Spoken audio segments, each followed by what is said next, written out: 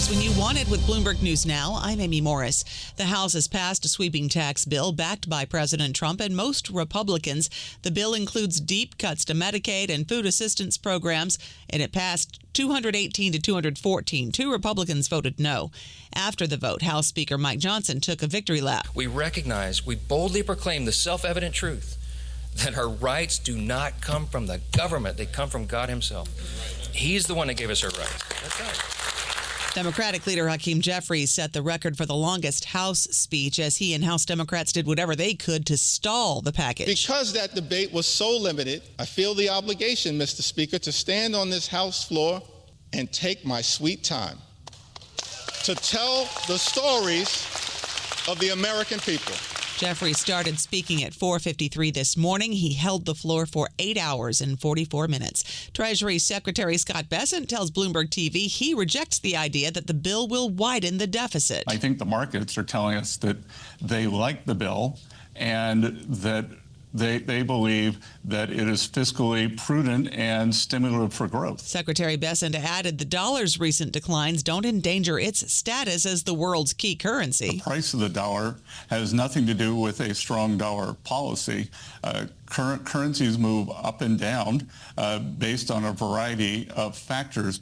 The strong dollar policy is, are we doing the things over the long term to ensure that the U.S. dollar remains the reserve currency of the world? And we are. You can hear more from Treasury Secretary Bessent on the Bloomberg Talks podcast. On Monday, the dollar closed out its worst first half of any year since 1973, with the dollar index logging a slide of almost 11%. Job growth exceeded expectations in June for a fourth straight month, and the unemployment rate fell, showcasing a labor market that is holding up despite a slowing economy. Claudia Sahm is chief economist at New Century Advisors and says this print, combined with the inflation rate, makes it unlikely the Fed will cut rates. It's going to take some time to unpack these numbers because it's not as easy to tell the story here, right? Because the immigration stories, we've had, inflows into the country like really shut down. So you would think you'd start seeing slower job gains. It could put some downward pressure on the unemployment rate, but here we've got, solid job gains and the unemployment rate moving down. Hear that interview with former Federal Reserve economist Claudia Sahm on the Bloomberg Surveillance podcast. Markets are closed on this holiday-shortened trading day. Stronger than expected jobs report pushing treasuries lower, leading traders to exit bets on an interest rate cut by the Fed this month.